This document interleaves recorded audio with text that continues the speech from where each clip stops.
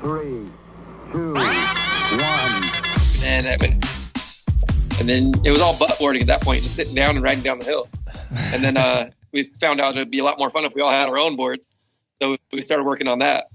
So Jonas was able to get a board. I think he started with like one of the kamikaze ones. And then I ended up getting a board for my 8th birthday, I think, which was like a Voltura shattered board. And then we were all 3 rolling. Nice. So like what year would that have been? Probably around 83. 83.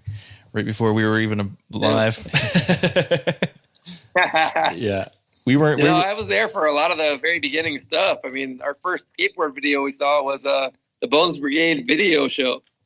So we went up to the local skate shop, which was Billy's General Store up in Montrose, and they would wheel out the TV with a VCR, and they'd pop in the skate tapes. So I think it was right after Future Primitive had already come out. So we saw that one as well. But we saw those both videos were the first ones. So pretty sick to start there and kind of progress with everybody else.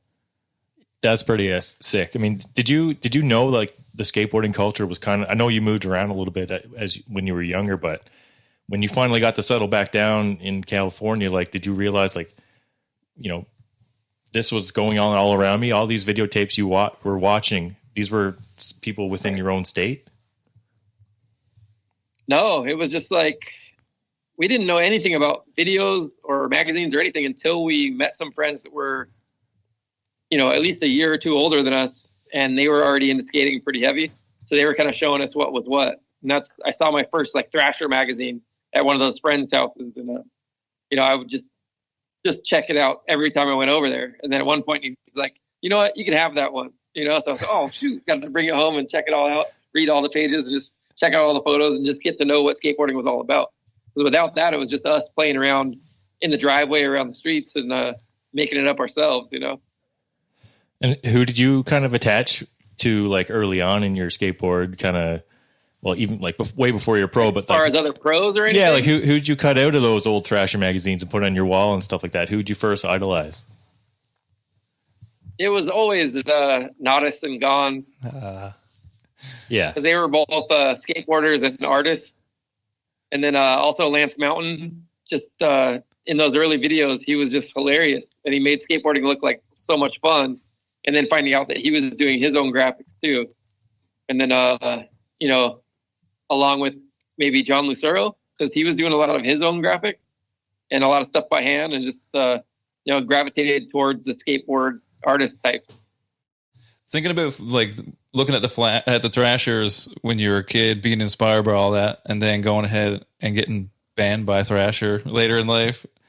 How was that? How was that to take at that time? It was by default. It wasn't anything I did. So it was just kind of on the wrong side of the camp when it came to, you know, Fausto and everything, Deluxe and Thrasher. Then Rich Metaver was the owner of the company Color that we were trying to get off the ground. And not knowing much about the industry, I didn't know that there was a big divide going on or a battle between, you know, some of the heavy hitters in the industry. So we ended up in the Union Wheels camp, which obviously they were trying to battle for a spot against Spitfire and Deluxe. And I rode for Spitfire already at the time. So they were actually trying to get me to quit Spitfire to ride for Color and Union Wheels. And I politely declined the offer to leave Spitfire. And I talked to the guys at Spitfire. I told them I'm not going anywhere. I do want to stay on Spitfire. You guys are, you know, my Spitfire and Thunder were my first sponsors. So I was loyal to the bone. I wasn't leaving them. So they, I think I was the only one that got to ride for Color without quitting my wheel sponsor. And then, you know, I just tried to stay as true as I could. Well, yeah, because they didn't want to lose you on the team, so we're going to have to make it an exception for you. I personally wouldn't have wanted to left Spitfire either. I think they're they're OG and they're like still at the top of the game right now for wheels. Yeah. No, I love all those Deluxe guys, and they, you know, helped me and my brother Jonas out a lot. Just, you know, early on with being our first sponsors and giving us a chance, and, you know, just giving us, you know, use to learn and not have to worry about that as much, So it was good just having some help and support early on. And that makes a big difference, I think, too, getting that support at those moments, crucial moments when you need it, and it comes from a good place. Right. Seems like, I mean, we're very far removed from those parts of skate culture, like, being able to see the factory, see the places where they skate, but all of that, I think, right. Like, all these guys that help, like even, you hear these stories, Rocco, all these kind of guys were kind of handing stuff out, just like, you're doing good, man. Like, here, take this at least anyway. And go, like, it's super cool. Right. That's super cool. Like, that skateboarding to me kind of thing is that type of stuff. It's so cool. Yeah, before we were sponsored, we got to tour the NHS factory because we were driving through that town with some friends and their family on just a regular road trip. And someone knew where it was at, and we went, and they gave us the tour through the whole place. We got to see, the art department, got to see like the Screaming Hand stickers, and it was at a time when those were still like super big, and there was purple ones. We'd never seen purple ones before. Just remember being shocked because they'd only seen blue ones before. And that was really early on. And I remember they gave us that whole tour, and I don't think they gave us even a sticker at the end of it. But it was still like just amazing to see where it all happened and where it all went down, And then later on, we got to like tour the Powell factory, and I remember that was Jim Fitzpatrick that showed us around that one, which was really awesome. So, and that was me and Jonas, just this little dude, getting to see how it's all done. So, yeah, just getting that inside look early on was pretty cool. Definitely, like, made an impact on you as a child, right? I mean, you knew this is the path you wanted to take for sure. I mean, you were, of course, an artist as well, but like this skateboarding, like, this is the coolest thing ever, right? Like. Yeah. Well, it was always cool. Like they'd let us go see the art department, and we'd meet the guys that did the graphics, and it was super cool just to see what they were working on at the time that you wouldn't see come out, for months later. And, just get that insider look. And, they had so much cool stuff around the offices. So I remember even my first time going up to Deluxe and getting to meet, Kevin Ansell, and he was just working on some graphics. He was working on like a Sean Mandoli board that had like some chrome like robot figure running over like a tablecloth, and it was all in the days of like slick bottoms at that point. So it was all like full color artwork that was going to be photographed and put on a slick bottom later. So that was pretty cool. Do you remember your first pro model that you ever got as a kid, kind of skating, or like, because you used to share a board with your brothers and stuff? Do you remember your first kind of like that was your own board? Yeah, I think my first pro model board was a hand-me-down from my neighbor, this guy, Jason Roundtree. And he had a Billy Ruff board. I don't know if you go that far back. It had like a skeleton hand pouring bubbles out of a chalice. Okay. And he had it, and he just didn't really love it. And he would like bash it into the curb and stuff. Didn't really care about it. And then I loved it so much. And he was like, oh, you can have this one. And he took it off and gave me that one. So that was my first real pro board, was GNS Billy Ruff. Oh, that's sick. That's and sick. Then when I was buying boards, I was trying to remember like the order of boards that I had. But I know that one of the John Luceros was pretty early on. It was the one where he was like breaking out of the bars. And it's when the Joker's head was already through the bars. So it was the X2. So that one was pretty early on.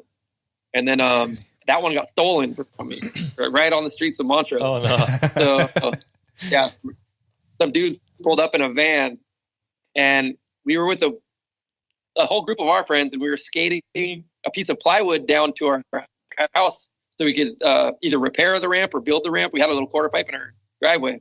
And these guys pulled up, and they were mentioning, oh, there's like a nail in the plywood. You got to get that out first. And they grabbed a rock, and they're trying to hammer it out. And they got us all focused on that. And then the guy just ran back, grabbed my board, hopped in the van, and they took off. Oh, no. Like, damn it. I had a bad feeling when they came up. I'm like, nope, we don't need anything from these guys, But then no one else seemed to mind them. Like, all right, maybe they're all right. But they snatched that one. Oh, no. So after that, I ended up with a Sims Staub, the pirate deck. So that was an awesome one, too. I used to buy all my boards just for the graphics. It was all graphic based because back then you weren't really worried about the shape. Right. So some of the other, I know I had a Malva Dogtown early on. That's so awesome. That might have been before some of those other ones. That one I was also graphic based. But we had been going to Pipeline, and we knew Malvo was skating there. He was probably the first pro that we had been in the vicinity of. So he was skating one of the bowls in the back while we were skating a little launch bowl. But I remember the buzz going around the park that Malvo was here. You know? That's great. That's so cool, man. Like, yeah, it wasn't until later we saw Salva too. So cool. That's super cool. Like, do you like? Cause so where we grew up in our proximity to California is pretty much on the complete opposite side of North America, right? So we're Canadian. We grew up on the east coast of Canada in Newfoundland. I mean, it's winter 6 months of the year and stuff like that. So our skating, yeah, you got a lot of weather there. Our skateboarding could only be half of the year and stuff like that. But do you realize there's advantages to that too? Maybe, I guess, yeah. But I was just going to say, like, did you kind of realize your impact you were making in skateboarding? Later on, like, I mean, there's kids growing up on half the other side of the world, like watching my skate videos and being inspired by my skating. Did you realize that was kind of going on with the VHS days?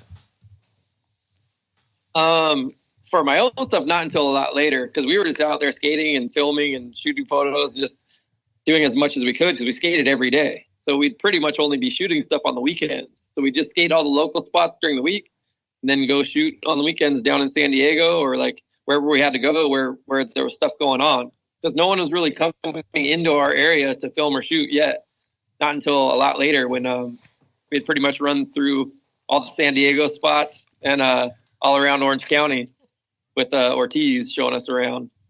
But then, when we started getting our names out there and getting photos in the magazines, getting video parts, then people started coming to check out our spots too. And we had a lot to share around that time. So, we opened up a few new spots to everybody.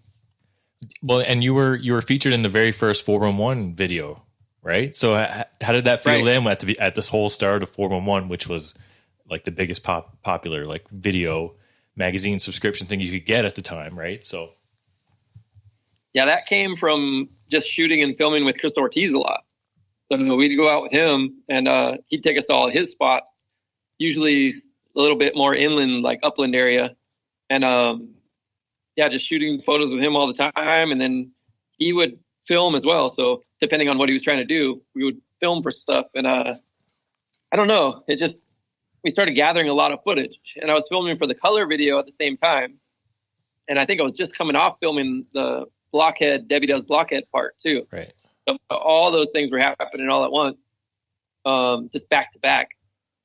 But the way I heard it was Mark Gonzalez was supposed to have that first profile for 411 and the cover. That's super cool because then, like, that's when I noticed too, like, parts started to evolve, like, around that time because the kind of first stuff we seen was probably those early 411s. So, like, I found because now you're seeing like flip into tricks, manny out or manny in tricks. Like, you kind of see that. That's like what I noticed first. I was like, oh, this is like starting to become different now. Like, so. Like, did you guys notice that, like, in the scene when you're already there? Like, it's one thing to see it on video kind of thing, but did you guys notice it as well? Like, things are starting to escalate. Everybody's getting better kind of thing? Yeah, it kind of went in waves, though. I don't know how far back you guys go, but you remember, like, the New Deal videos, like 1281 and stuff like that, or Useless Wooden Toys? Useless Wooden Toys, like, yeah. Some of those videos, they were getting really technical and doing a lot of, double flips, late flips, like kind of obscure tricks that, some of them didn't stand the test of time and continue, lots of pressure flip stuff too. So that kind of came and went. And then, it came back when like ledge skating, people doing flip in, flip out, and it got tech again. But it had to do with like the size of the wheels and the shape of the boards and all that stuff. Everything was changing, trying to figure out what direction skateboarding was going in. So it had a couple dips, along the way, but it found its way. That's for sure. Because like the way I remember it, of course, like first when I even started skating, it was like, big deck, tiny little wheels, like that kind of thing or whatever. And then it slowly like became the 775 era. Like that's how I kind of like I only skated 775, slightly Right. not big wheels, but slightly larger wheels kind of thing and stuff like that. But that's when you notice like people are getting like younger kids are getting exceptionally better, like at that juncture and stuff like, so that would have been, what era would that have been? Like, what am I trying to say here? Up in Smoke and stuff like that, era when I've started to notice like humongous differences in younger kids kind of thing coming up or whatever. So was it like leading into that era of skating? Like you're getting a little bit older, you're getting a little more technical yourself. We notice your tricks are getting bigger and better, and everybody's kind of progressing this way. Like especially when Rodney Mullen comes back on the scene as a street skater kind of thing, like that era. Yeah. So what was it like to be in that video and stuff like that with him and stuff?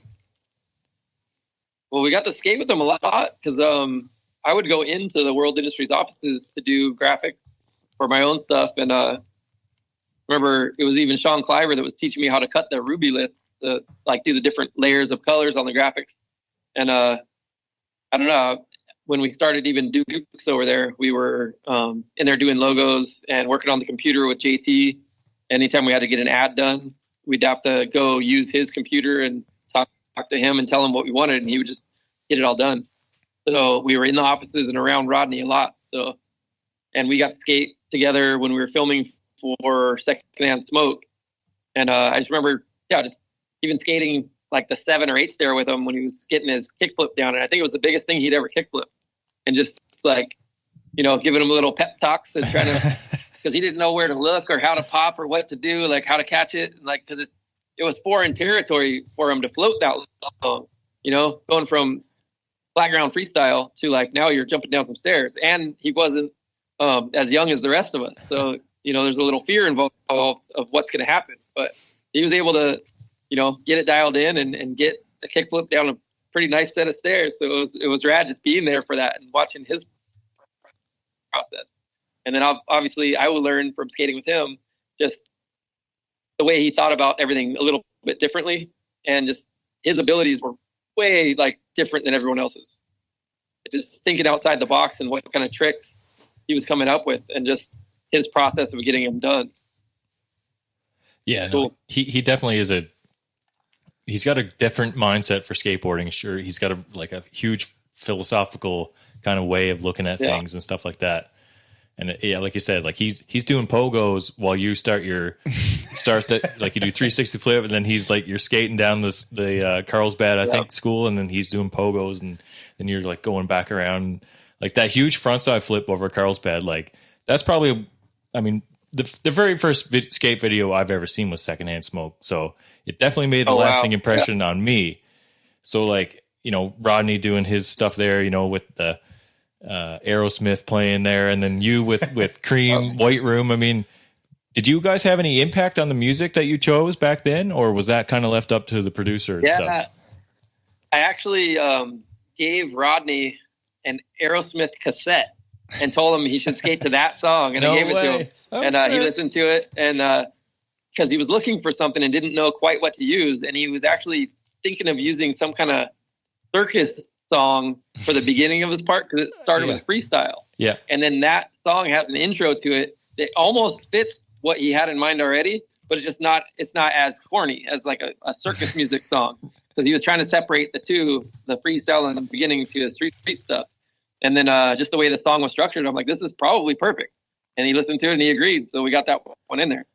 And then with Cream for mine, I think I had 3 or 4 choices, and I went in with cassette tapes, and I played them for Jacob Rosenberg because we were editing the part with him. And I remember I had Paul Luna with me too. So it was me, Paul, and Jake just in the editing room, popping the tapes in, listening to what kind of fit the style of the skating that we knew we had. And then I almost didn't use that song because the tail end of that song, there's an instrumental section, and Richard Mulder had used just the tail end in a foundation part. Oh. And it was just the instrumental part. So it was I don't know if I could reuse that, because I never liked it when people would use the same song that someone else already used. You can't go back and use one of Nodis's songs or you know, a song that someone else that everyone saw skate to. You can't just do that. Yeah. So that was against the rules. But this one, no one had heard the beginning of this one. And the funny thing was, when we got done editing the part, we had enough footage to fill up the instrumental section too. But when we got to that one and it ended on the frontside flip, we're kind of like, maybe it's done, you know, and we just left it at that. Yeah. And a great ending too of the part. It ended up working out. It did. Yeah. Yeah, it was a great ender. Well, and in that video, Jake was editing a few of the parts like that where it had something in the beginning that it also ended with. So mine, like, it had the line that led into the frontside flip. And my part ended on the frontside flip. And I think with Ronnie Burkino's part, the beginning of his part was him riding away from the switchback lip, and then his part ends on the switchback lip down the rail. Right. Yeah. So for stuff like that, like, that was just sprinkled in there. Yeah, I like that because cool the opening shot, was from following you from behind, and then the closing shot was from down below, which is it's something you catch on to after seeing it like a million times, like I have for sure. Like, and you get asked a lot about your foot placement on that frontside flip too, like where it's so far over. You know what I mean? Because like I said, the boards were smaller back then, and you know, if someone who has a size 11 foot, so I had to mention that too because it gets brought up a lot that your foot placement on the frontside flip. On that one, I was riding a Gino Celtic board, a 101, and that board is definitely under 8 inches, and I think it's even under 7.75. Wow. I think it's right between 7.75 and 7.5, maybe even. Wow! So it was a small board, but and I have a size 11 shoe, so that was it. Like, and my heel is still hanging off the other side. It's not like I have it all the way over like heel flip side, like that position. But the way that I did them, I liked doing my tricks like there was like a corner to corner technique I was using, where I'd put my back foot on the tail on the opposite corner of the side I'm flipping the board on. So my back foot's on the corner of the tail, and my front foot had to just be right there. And I actually have the weight more on my heel of the front foot than the toe, because I'm spring loading that pop. And then once I get it off the ground and snap the tail, then I go for the flip. And it may be like an optical illusion too, because those Sal 23s weren't like slim bands like you wear today, or or Adidas or something like that, right? Like, do you find it like super different skating the shoes that are out now, like current shoes, rather than skating those 90s shoes, kind of big, beefier shoes? Those Sals were on the slimmer side because he didn't really like super puffy shoes. So, and at the time, those were some of the slimmer ones. Okay. They actually felt really good. Like those and the Airwalk gym shoe were really good. And then also some simple shoes were pretty decent around that time. They were just thinner and suede and didn't have a super thick insole or midsole to them, so that you could actually feel your board pretty good. So, yeah, all those. And then right up with the Dukes, because the Dukes came out right after those Sals. And they skated similar, but we had some stuff going on with the Dukes that people didn't really know about. With like, there was like dual density on the rubber sole, so like it had a harder heel and a harder toe, and like under the ball of your foot, than the gum rubber in the middle of the sole. So they like took longer to wear out, and they got the job done. They felt good. So I miss skating in those Duke shoes.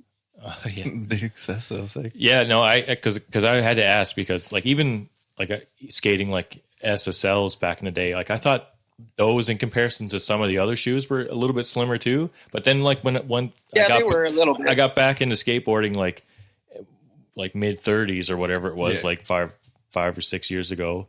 Like I could only wear I switched to Vans, and they felt so thin on my feet. Like I did have total like way more control over the board, because I had agree with that. Not these huge pillows on my feet. So I thought, I just had to ask, you know what I mean? Well, there's advantages to being able to feel your board, but also you can feel everything else. Right. Too. So you can feel the ground. You can feel when you land primo. You can feel if you land with your heel on the axle, and like, that's true. You'll feel everything. And also with that, without some kind of cushioning below you, you're going to start feeling that all the way up through your knees, your hips, your back.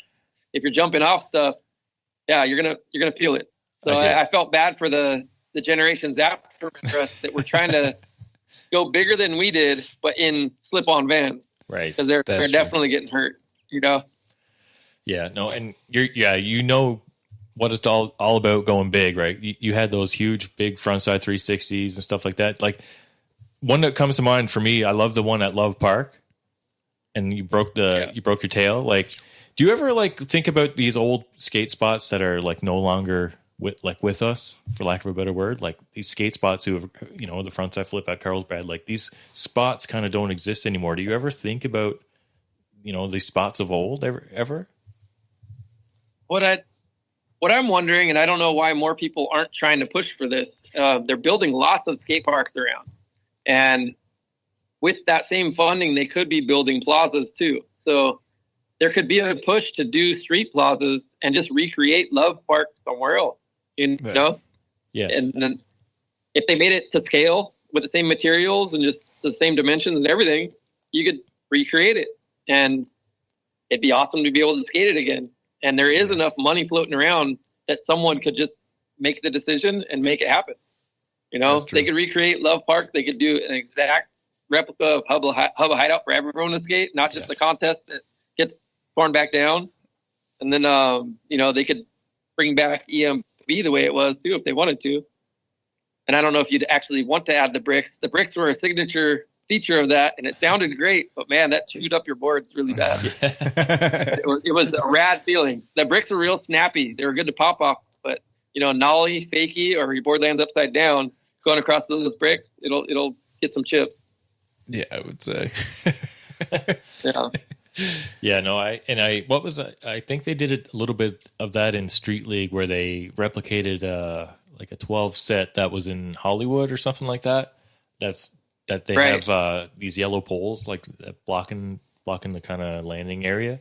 That'd be like Wilshire. Yeah, I think the Wilshire rail. Yeah. Yes.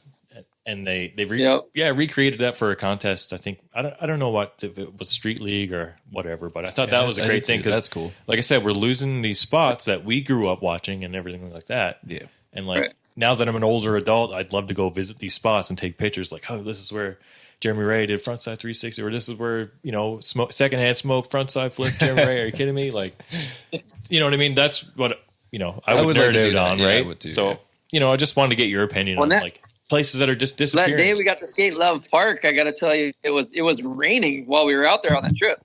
So the day we showed up, it was all wet, and there was no way that anyone was going to skate it. But then the rain had already happened and gone, so it wasn't like it was constantly getting more wet, but there were puddles everywhere, especially on the landing. And then someone asked us if we were going to skate it, or specifically me. They came up like, "Are you going to skate this thing?" It's like, "No, it's all wet. I don't think it's going to work out." And then that person went to the trash can, got an old newspaper, and just started soaking it up and like dried up the landing. And once he got it dry, he's like, "Hey, it's dry. You can skate it now." We looked at like, it's actually dry enough to try something. It was still a little slippery, but you know, it was skatable. So we just went to town, went for it. And when I ended up breaking my board, I think that was even like, you know, third or fourth try, that board got snapped, and I didn't have another board with me, and we were only there for that day. I was like, well, I guess I'm not going to be able to get it on this trip, you know? And I always thought I'd be able to come back and try it again, but it wasn't like a top priority to get it done or anything. So, but it was fun to be able to skate it. I always wanted to try it out and just see what it was like. And it was a great spot because you could get as much speed as you wanted, and the ground was so snappy. It was that like textured marble. So it had such a good pop to it. But that landing is in a fountain, so it's like kind of gritty and kind of slippery. So it's like coated with stuff that's a little bit waterproof, and it has like a sandpaper texture to it. So falling on it isn't that fun. But you know, you can ride on it easy enough. Yeah, just don't drag your hands on it at all, I guess. Yeah, no hands. Yeah, I'm sure it would eat you up. Yeah. Can you talk about rad spot? Can you talk about a little bit like about your time on audio and like then kind of the transition as well to Element? Because I mean, you got to like, I mean, one step beyond, you have Bam Margera on there as well, kind of, and then it led into Element, and Bam was on Element as well. Did you guys have any kind of working relationship? Were you guys like cool with each other, or were you just kind of like seeing his whole projection go off, and it's like, what the hell is going on here with this reality TV and stuff? Like, yeah, he started popping up when he rode for Toy Machine, so we'd see his video parts and then all the CKY stuff and like all of that. So he got on did you get on Element first and audio later? I think so. Yeah, Okay. I think so. Yeah. So I remember they were kicking around the idea of getting him on Element, and all of us were down. Like, we just thought all of his stuff was hilarious, and he was a good skateboarder, and he had his whole crew. He kind of had something already going on, so I had no problem with it. And then, when he was already on Element, we got him on audio as well. And same thing, they kind of kicked around the idea. What do you guys think of this? I'm like, yeah, let's do it. So on trips and stuff, I'd end up getting roomed with him sometimes, and just going out when we were in Barcelona, got to go skate out there. And I remember on that trip, he had just gotten a really bad spider bite on his leg, which sounds funny, but like, Not. I showed up and he's already up at the room, and I knocked to get in, and it takes him a while to get to the door. And then when he gets to the door, he's got just this huge mountain of something on his leg. And he's like, yeah, I got bit by a spider, and I don't know what kind it was, but it's a bad one. And he could barely walk. And we're in Barcelona for a few days. So he ended up getting a trick by the end of the trip, a nice switch backside tail slide off a ledge down some stairs. And it ended up being right across the street from that long fountain street gap that I ended up getting a backside 180 on years later. But it's the one I was looking at it just to see about getting the ollie on it. And after Wild Bam was trying to switch back tail, I was checking this thing out. And by the time they were done, the guys who were shooting the video and photos came over to check out the spot. And I don't think they thought it was possible. So I'm telling them, what about this? Like, ollieing from this ledge over the flat and the 3 stairs. And they looked at it like, all right, well, let's go eat. Like, they had no interest in trying it. I was like, all right, I guess maybe it's not a good idea, So, but then later, Diego Buccieri ended up getting it, and he got the ollie.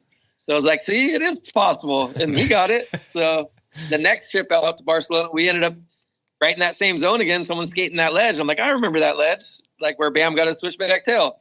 And then we go across the way, and like, yep, the spot's still there. But again, it just rained that time, so the fountain ledge was all wet. So it was a little sketchy trying to get the speed to get the backside 180 going, because every time you push, it was wet up there, so your foot would slip.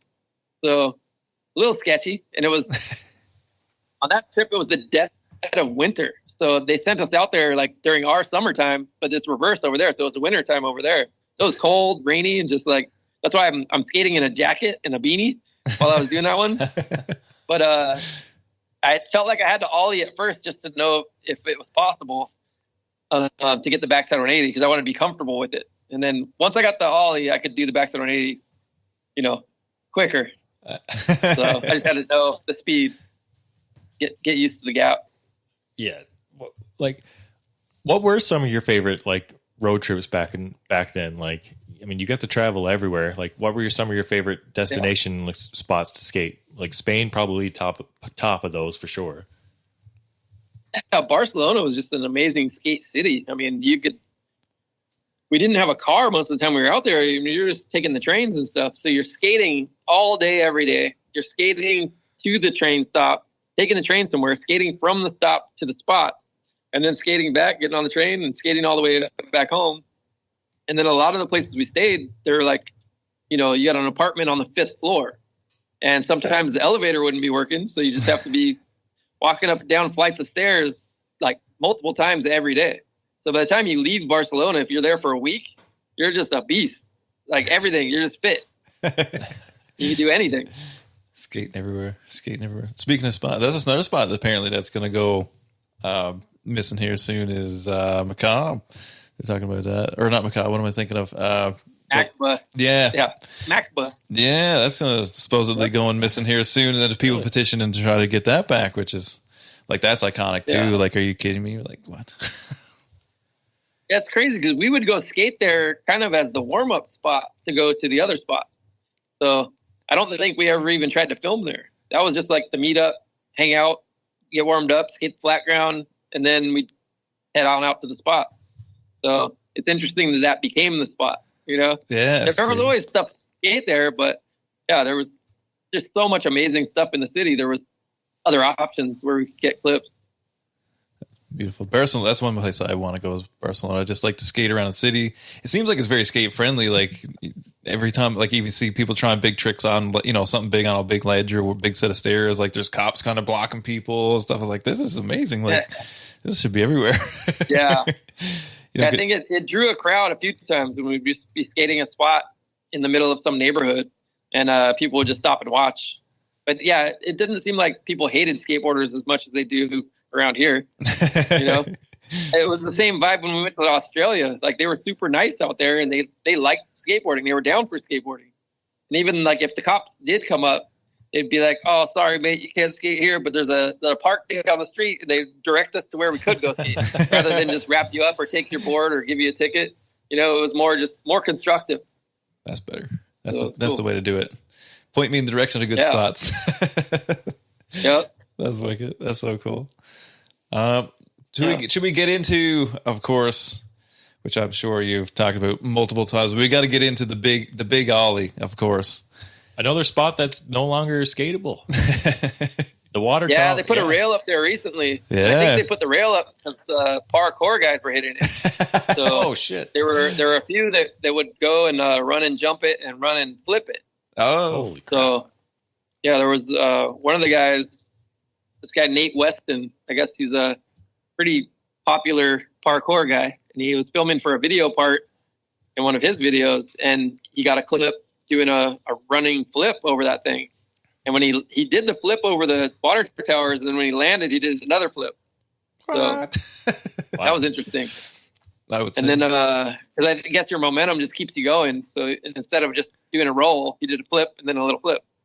So, but he's not the one that got in trouble for it. It was another guy that climbed up the tower, and he was like climbing up one of the poles, and he broke the pipe, whatever it was. Oh. And I don't know what ran through the pipe when it broke. There was nothing going through it. But he just kind of placed it back together, climbed up, and he included that in his video when he shared it on Instagram or whatever, or Facebook or wherever he put it. So they were able to track him down and be like, yeah, you did damage here and you need to pay for it. Ooh. So I imagine they put the rail up to stop people from even trying it. But a few people had gone up there and looked at it too. Skateboarders had gone up there and at least looked at the edge, but it's super gnarly up there. It's not a comfortable place to be, Definitely does not seem. I don't know. Like watching the clips, it's sketchier watching you jumping back and forth. Yeah, between it versus ollie. Yeah, I always had to run and jump from that side because the only way to get up was on the landing side, and you kind of had to go into the wind that direction. So it would have been a lot harder to get and maintain the speed going that way, at least on a skateboard. So running and jumping it was the only way to get to the other side, and then I had to skate it back, try to ollie it back. But also on the landing side, it was a rougher landing, and had like cement patches that were just in the way, and you wouldn't want to be riding through that on your way on the takeoff. But if you're landing going that fast, you can ride through those without too much trouble. So it was the only way to do it. And if there wasn't a way to figure out how to make it work, I wouldn't have done it at all. So, but it seemed like going from the other side was going to work okay. So it seemed like you always got a little bit of logic behind your skating too, where a lot of dudes are like that thing, or like it doesn't even matter. Like I'm bombing over the edge of this. I'm ollieing that. I'm doing whatever the thing is. But every time I hear you talk about like, okay, I wanted to do this, but I had to do it because this and what, like, it's always a lot of logic behind it.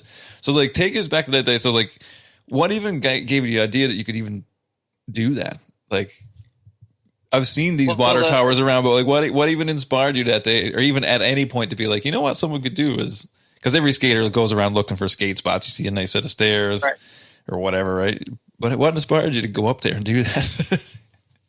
Well, we had been skating other roof gaps, and probably just seeing other people skate roof gaps. But I remember Damian Carbajal had a rad photo that Sturt shot, black and white, between two roofs, and his was like from like a corner of a rooftop to another roof, so it made it look even more dangerous just because it had like this big old triangle that he's coming off of, and it probably wasn't even the most huge roof gap, but I mean, from underneath and those two buildings, you're going between them, it just looks amazing. So it was rad. And that kind of stuff inspired me just to look for spots like that and just start looking around the schoolyard with different eyes, and start looking up a little more. And once you go on the rooftops, you'd be surprised. There's some spots. And there was even a spot down off McFadden, down in Huntington Beach area, that the whole rooftop had stuff on it. There was like a hip up there. There was like these metal boxes that people were skating like a ledge. There was like flat gaps there. Remember Frankie Hill ollied one of the hugest flat gaps on this rooftop. And it was in one of the PAL videos, I'm pretty sure. But it was in slow-mo of him just ollieing this. It was like a 12-foot flat roof gap. It was so far. So, and inside, it's not like it was even wall to wall. It was like a hole in a rooftop on like a 2 or 3 story gym or something. So underneath, if you fell in, you just keep going. Like you wouldn't even hit a wall. You would just be gone. So I don't know. It just seemed so sketchy, and he got it done. So that kind of stuff inspired me a lot. And you can see that too, like in the One Step Beyond video, like there's this like roof to roof, but like with a little, almost like a perfectly built ledge, like between the two roofs. It's a little green ledge. And you would like, just, it'd be like at least a 20-foot drop, I'm sure, from where it was that you were grinding across. Like, you were never a stranger to like big stuff, right? And like big gaps, big drops, big stuff like that. Like, yeah, like honestly, you kind of set the bar for all that kind of big skating back in the day. Well, once we started looking up there and looking for places like that, it's funny, we found that one from underneath. We were looking up, and we're really looking at the roof gap, just trying to go across it. But there wasn't a whole lot of room to get speed for that gap, so it didn't end up working out as a roof gap. But then we were up there with my friend Paul Luna, and he's like, "Hey, look at this ledge, though." We looked at it, and it was like kind of tall as far as ledges go, especially between two roofs, but it had like a tin metal edge on it already. So, and the tin was a little on the softer side. So if you hit it hard, like say if you dove in for a nose grind and put all your weight on it right when it hit, it's just going to dent and it's not going to move. So you had to like light foot your way through it. But we figured out how to skate it and got a couple things on that. And it's funny, the first ad I saw on that was with Dan Sturt, and it was for an audio ad. And we went there and shot a frontside 50-50 over it. I think it was the first trick ever done on it. And then we got it. We left the spot. We went somewhere else. And I just started thinking, like, you know what? I've already had a couple frontside 50-50s in the magazine, and I think I can do something else on it. So we turned around and went back. And that same day, I ended up getting the nose grind on it instead. Because I'm like, that would be a better ad and a better photo. And it'll switch it up a little bit more. So that ended up being the ad, was the nose grind. But Sturt, like, he was, in his mind, he was set up for this 50-50, and he got a great photo of the 50-50. And when we went back for the nose grind, and he was like, I don't know if I want to shoot it the same way if it's going to be a nose grind. So he had to figure out a different way to shoot it. So I think he shot that one a little more, maybe even fisheye, than the first one that was a little more long lens or wide angle from below. And that's, but both photos came out great. Yeah. But that's the artist in you, right? Where you can, like, on your way back home, you can see in your head what the finished product would look like. And then you can already correct that and say, I think, I could do it better. I could do that one better. I could nose grind across this thing. It's going to look so much better, right? Like, and that's the part of skateboarding that kind of gives everyone the freedom to kind of do and their own style, right? Where they, they have a certain look or whatever like that, and you can see I can make this better and stuff like that. So when I like to switch it up too, I didn't like when you just got stuck to one trick and that's all you're known for, like he's the frontside 50-50 guy, frontside 50-50 is everything, So, or like if you're doing too many kick flips, I'd feel like, I already kick flipped something recently. Let's do some heel flips now. Just switch it back up. And that way you don't get stuck on one thing. And as the more you switch it up, the more fun it is. So, the one that really stuck with me, though, is when I got the frontside 360s. Then I kind of got known for doing them. So you kind of had to keep that one in your bag and keep it going. So, but even like with frontside flips, I did a lot of frontside flips, but I didn't get stuck with it. Like say, how Reynolds would be expected to do a frontside flip Right. somewhere because he's so good at them, you know? Right. It's like, yeah, I can do frontside flips, but I could also do backside heel flips, you know? So I would just switch it up as much as I could just so I wouldn't get stuck with that one thing. But yeah, the frontside 360s I kind of got stuck with anyway.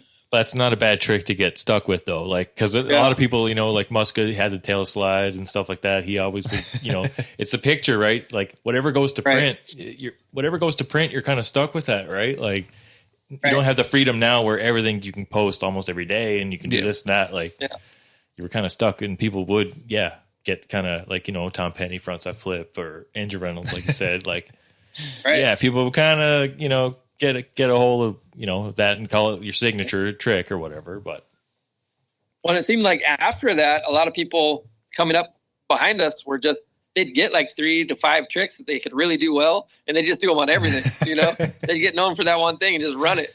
Yeah. And it was funny hearing them even talk about it. Like, yeah, I only got 3 good tricks, but I'm going to do those and get in the magazine, you know? So, all right.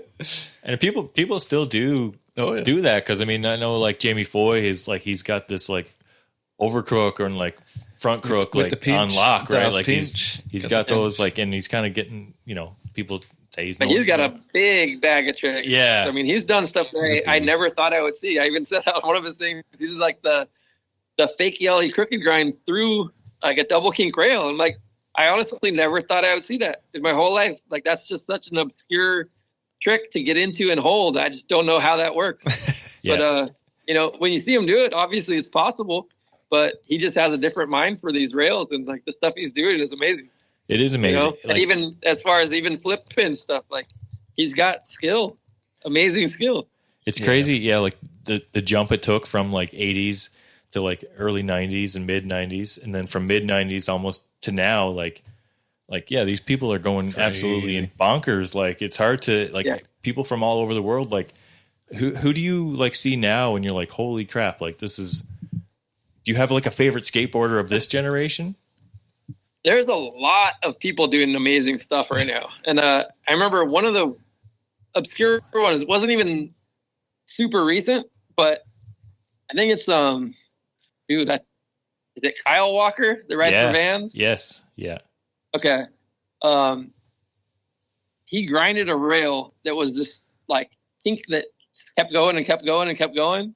And that one is in Glendale. It was down the street from where we grew up doing our skating. So like, you know, I rode by that on my Voltura shattered board on my butt. No way. You know, riding So down to sick. the Glendale Galleria. And I just remember we had looked at it, and it's like the stuff of cartoons. Like, what if you did this? I'm sure we even set our boards on it as we were walking down the stairs, like putting your board up for a grind or a board slide and just like walking down all those stairs with it.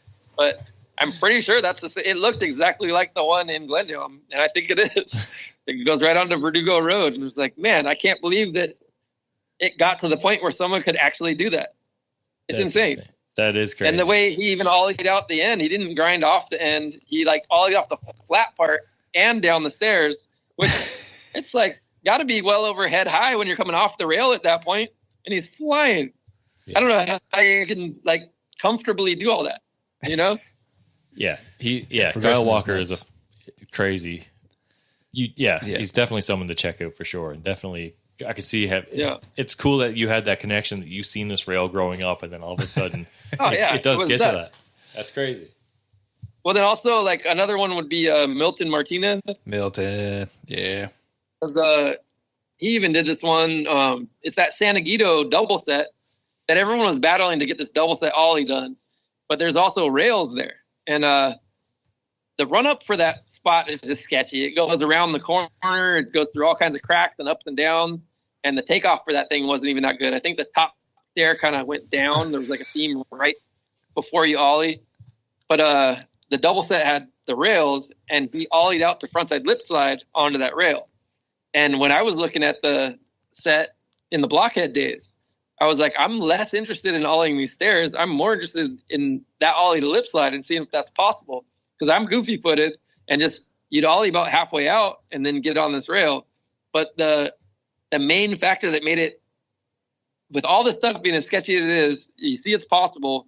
There's a manhole at the bottom. So right when you land, even if you did everything perfect, you land on a metal manhole cover that had the gnarliest knobs on it. It's like, you even if you did it all perfect, you'd probably land in that thing and just eat shit. So like it's just not worth it. When you add it all up, it's like, yes, it's probably possible, but you know, doing it all right and you still eat shit, it just isn't worth it. So I let that one go, but knowing in my head that it's possible. And I don't think and telling people while I was there what I see, they thought it was impossible. They're telling me I'm crazy. But then Milton comes around and he does the exact thing that I was looking at, like probably maybe even 20 years before. And he got it done. Crazy. I'm like, I can't believe someone actually did it, because I could see it back then that it was possible. And that's rad that he did it and made it a reality. And they did cover the manhole with something. Oh. So to get that rollaway, that's the one thing, you'd have to cover it with something. So he got it. And then he went back for the nose grind right after that. Like, holy shit. And he ate shit on that nose grind, but he survived. But man, I can't imagine. I would not have gone for the nose grind. That's crazy. Especially if I survived the lip slide. But he's got it like that. So yeah, props to him. That's madness. Yeah. Milton's I like Milton. Milton's right on. People will always want to go bigger and better. Like people will always want to proceed the generation that came before them, right? And it's because of those generations before them that they become inspired to do such things. Like anything is possible. Yeah. I seen Jeremy Wray water tower gap over 40 feet in the air. Are you kidding me? Anything is possible. Yep. Yeah. It is. Now it is. Now it is. It's And even like it's you like said- Tony Hawk Pro Skater, man. It's crazy to think like like just people to- can do. Just to cover up, finding a way to cover up this manhole at the bottom of the gap, right? Like Yeah. everything's come a long way with I know. the Bondo and stuff. Yep. That there are like filmers that like to prep the spots for people, get it bondoed, get the kink cut, whatever you need. And like, I really just like skating it as I found it. And I wouldn't like fixing any of this stuff, you know, if it was, I don't know. It takes something away as soon as you see something altered to make it more possible. You That's know? true. I would go along with that statement. So I like it being as pure as possible and just skating it as I found it. And also that it's not made for skating. You just found something that it's possible. So you just do it. And with as least setup as possible, you know, I have noticed that. just get in and get out and leave nothing but one mark. Well, that's Yeah, I like that's it. kind of the true definition of street skating, though. You know what I mean? Like now it's almost Right. got a little bit more production value to it, and people do this or that. You know what I mean? Like you said, when you guys were skating it, it was just as raw as it could get. Like it was just you going to the school or going to wherever it was, and you were going to skate it. Like that was skateboarding, right? Yeah. Well, it's like, you know, like I remember people used to get mad about wax. Like in our generation, no one was waxing stuff. You know, it was like forbidden to put more wax on something. Like you just didn't do it, you know? Oh, You just had to go faster and try to lightfoot it. That was it. And I don't know at what point it changed, but now there's no shame in any wax. They'll wax the whole thing, like, you know, all the way for lip slides, like the wheels, out the edge, everything. They'll wax the whole thing. Yeah, They'll is even that, wax their board and wax their trucks. yeah. As much wax as they can put on, and like no one seems to care. yeah. You know? What was that? It might have been TJ Rogers, like the backside tail slide. Like, and it was so long. It was just like he was just tail That sliding. was Tori. Tori Tori- yes, with okay, on that Yeah. steps. Oh Right? man, Okay. it was so long. Like But the that thing's longest. so long, like without the wax. You're Like, going nowhere. No one from our generation would have been able to do that without wax. You know what I mean? That's just to make that thing possible. You have to do that. Nobody. And he went as fast as he could, and it's still with all that wax. Yeah. No. Yeah. You know? And he's To still maintain any slow. speed at all. You have to go blazing into it. Yeah. So he got it. Yeah. Yeah, he's done amazing things. Pubell's crazy too. Yeah. He's doing Crazy. some cool stuff. No one. Yeah. Stick No one him had hard right now. access to that much wax back then. No, man. So yeah, that's cost Oh, a yeah, lot of we were money for still that doing wax. Are you kidding candles. me? Yeah, just stealing candles yeah. from your mom's drawer. Stealing That was our Parawax days, from it the was cabinet. candles for Yeah. sure. There wasn't skate wax. Yeah. Really, it was just candles from the store. Yeah. Or from mom's like drawer. Or something. Yeah. Yeah. You used to get the Parawax for bacon or whatever, like doing sealing or whatever on your bacon because it was cheap. You get it for like four cubes or whatever, 4 bricks for like $4 or whatever. I remember doing that all the time. It was so funny, man. Well, in a pinch, I remember people used to even use like a McDonald's cup because it had 100%. wax on the like the outer side of it, and they would just wax it with that. Yeah, 100%. You know, Wow. you use what you got, but that's just to get it started. You know, the more you grind or slide on something, we were almost waxing stuff with the paint from our board, because things were still silk screen back then. Yeah. So you skate it enough time to get enough paint on that thing, it'll go. That's so true. That's how we wax stuff. Or you just skate a red curb that already had paint on it. You look for stuff that's painted, and you're good. So that was wax. Now they're waxing metal. Yeah, man, because they're going so fast. Everybody goes so fast and so big. It's crazy watching the progression of like even because I've really got really back into skating. Like you're just paying attention to it even in the last like 10 years. And I took kind of like 5-year kind of gap, not really paying super close attention, and then seeing the gap and then seeing what goes on now. And like what's your opinion of the Olympics doing skating? I don't know. I didn't really follow it. I never watched it. I just heard it happen. Yeah. I don't know. Yeah. But the same thing, like with the televised contest, I never watched the televised contest either. Oh, I guess. I think the only one I saw was like, we were in a hotel somewhere and it happened to be like, I think even my wife put it on. It was on ESPN and I saw Jake Brown do that huge fall off the mega ramp. Yeah. That's the only piece of any contest that I ever saw. And I was like, what happened? And we know Jake. It was like, holy shit, what happened to Jake? And that was live when it happened. And that's a odd thing to see. That's the only thing I saw. That's probably one of the gnarliest slams I can ever remember. It definitely is. That's when both of his shoes just fly off like rockets. Right.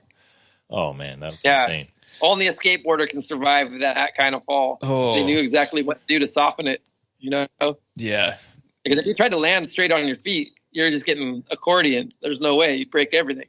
But like letting your feet hit first and then falling back to your butt and trying to take it like one little piece at a time, all of it saved his life. So he did good. It's like, and for you, like you always went like huge with whatever, like anything you were skating. Like you never had any huge slams though, did you? Or did you not? No, I think at that point when you're going that fast, if you do slam, you're mostly going to be sliding for a really long time. So some of those felt like motorcycle slams. Because like you're sliding across the ground, realizing, okay, things didn't go well, but I'm still sliding. And you have time to think about what's happening while you're sliding. So, but even my worst slams from trying something big, it was usually just like a scrape or something that would take 3 days for the scab to heal up, and then you're good to go. So, I made it through most of that stuff pretty unscathed, but I did have a knee injury in Australia at we were just skating a demo, and I did a kickflip fakie on a steep bank and ended up doing the splits on my board. I couldn't get my foot off my board, and I couldn't get my front foot off the top of the bank. And it was just like a weirdly steep cement bank. So it kind of made you in a funny position. Like if you're doing a kickflip fakie, you're used to where you're going to be, but it put you further off the wall or something. It was just strange. So all the dimensions were off. It was a funky one. Too much pop. That one got me. Yeah. But that was probably the worst injury from skating, I think. Yeah, no, splits are the worst. Yeah. Splits one are of the worst. I don't enjoy that. But I can't do the splits, so I'm not that flexible. So when it came to a point, something had to give. It was my right knee gave. But I was able to get it fixed up, and then that was all before the audio One Step Beyond video. So when I popped right back into it, it was like, all right, time to go back to work and film a video part. So I think we got that one done in like maybe 3 or 4 months left when I started it. Yeah. Wow. So I had to catch up with everyone else, but I got enough done to get it in there. Yeah. Yeah, you did. You did fine.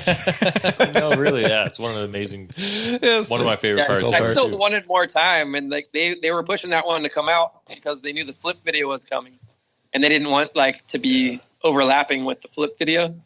But then the flip video got delayed, so we had plenty of time. There it is. Hey. Yep. There it is. But it's 9:08 over here, so my son's going to be done with basketball, so I got to go check on him. So if we want to do a part 1 and part 2, we can do it to be continued and put a pin in it if you want. All right. Yeah, man. We'll get you back again. You guys okay with that? Yeah, that works for us, man. That's excellent. We love talking to you. Otherwise, I could take you with me on the walk, but it's rainy out here, and I don't think we're going to have much light. So no, man, that's all good. You go. Yeah, you go enjoy your thing. Interesting to carry it on. We can cut it there and bring it back up here in the near future. Yeah, man. We'll give you a show. I'll have more time, and if you catch me at home, it'll probably be easier to get something done too. Yeah, man. So No worries. But I'm glad we got to chat for about an hour. Yeah, That that's worked out perfect. pretty good. Yeah, Yeah, that's awesome, excellent, man. dude. We really appreciate it. Really appreciate your time, man. As always. Yeah, no problem. Thank you.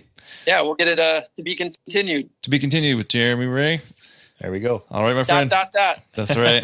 Thank you so much again, man. We'll check you again.